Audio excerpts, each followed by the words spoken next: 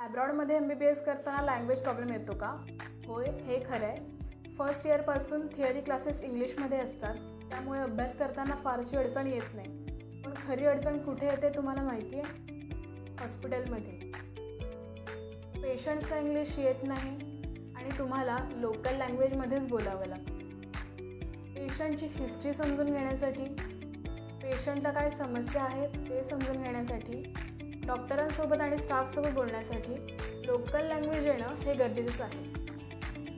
जर तुम्ही local language शिकला नाहीत तर क्लिनिकल प्रॅक्टिस कमजोर होते, पेशंट एक्सपोजर कमी राहते, तसेच FMGE नेक्स्टसारख्या परीक्षा पास करणेही कठीण जाते, प्रॅक्टिकल नॉलेज कमी मिळते.